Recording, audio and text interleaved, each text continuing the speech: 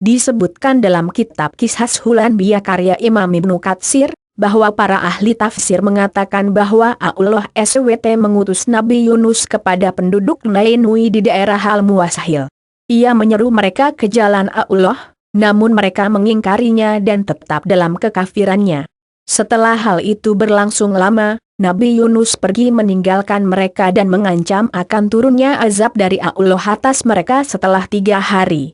Ibnu Mas'ud, Mujahid, Sa'd bin Jubair, dan beberapa ulama lainnya berkata, setelah Nabi Yunus pergi meninggalkan kaumnya, dan mereka benar-benar menyaksikan akan datangnya azab itu, ternyata Allah membangkitkan dalam hati mereka untuk kembali dan bertaubat kepadanya. Maka, mereka menyesali perbuatan mereka dan bertaubat kepada Allah serta menundukkan diri kepadanya, mereka memohon kepada Allah untuk mengampuni mereka. Kemudian, dengan rahmat Allah dan kasih sayangnya, Allah menghentikan gelombang azab tersebut. Allah berfirman dalam surah Yunus ayat 98, dan mengapa tidak ada penduduk suatu kota yang beriman, lalu imannya itu bermanfaat kepadanya selain kaum Yunus. Tatkala mereka, kaum Yunus itu, beriman, kami hilangkan dari mereka azab yang menghinakan dalam kehidupan dunia, dan kami beri kesenangan kepada mereka sampai kepada waktu yang tertentu. Nabi Yunus meninggalkan kaumnya dan ditelan ikan. Menurut ahli tafsir, setelah Nabi Yunus meninggalkan kaumnya dalam keadaan marah karena ulah mereka, ia naik kapal laut yang membawa penumpang melebihi daya muat maksimal, sehingga kapal menjadi oleng dan hampir tenggelam. Sehingga mereka bermusyawarah dan mencari solusi.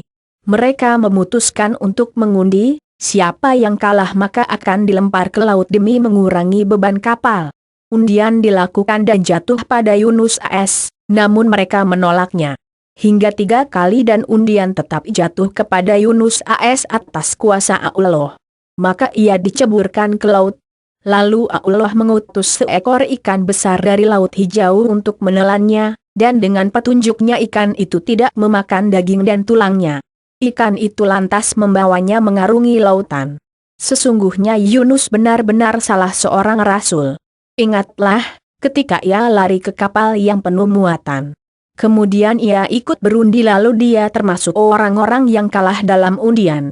Maka ia ditelan oleh ikan besar dalam keadaan tercela. Surah Al-Safat 139-142.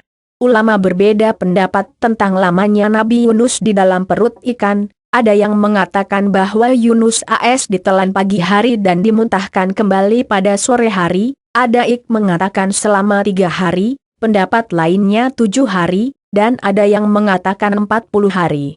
Hanya Allah yang benar-benar mengetahuinya. Yunus lalu mencoba menggerakkan tubuhnya dan menyadari bahwa ia masih hidup.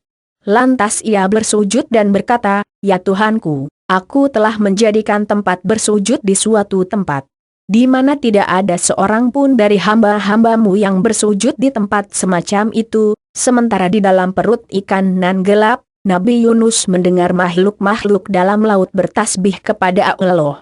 Dan, ingatlah kisah Zunnun, Yunus, ketika ia pergi dalam keadaan marah, lalu ia menyangka bahwa kami tidak akan mempersempitnya, menyulitkannya, maka, ia menyeru dalam keadaan yang sangat gelap, bahwa tidak ada Tuhan selain Engkau. Maha suci Engkau, sesungguhnya aku adalah termasuk orang-orang yang zalim. Maka kami telah memperkenankan doanya dan menyelamatkannya daripada kedukaan. Dan demikianlah kami selamatkan orang-orang yang beriman. Surah Al-Anbiya 87-88. Maka kalau sekiranya dia tidak termasuk orang-orang yang banyak mengingat Allah, niscaya ia akan tetap tinggal di perut ikan itu sampai hari berbangkit. Surah Al-Safat 143-144. Rasulullah Shallallahu Alaihi Wasallam bersabda, asma Allah yang apabila seseorang berdoa dengannya tentu diperkenankan, jika meminta dengannya tentu ia diberi, yaitu doa Nabi Yunus bin Matta. Dalam hadits lain, barang siapa yang berdoa dengan doa Nabi Yunus, tentu akan diperkenankan baginya. Doa Nabi Yunus tersebut adalah, La ilaha illa anta, subhanaka inni kuntu minaz zalimin. bahwa tidak ada Tuhan selain Engkau. Maha suci Engkau, sesungguhnya aku adalah termasuk orang-orang yang zalim. Surah Al-Anbiya 87-88. Semoga kita bisa mengambil hikmah dari kisah Nabi Yunus, dan menjadi hamba yang bertakwa. Walau alam.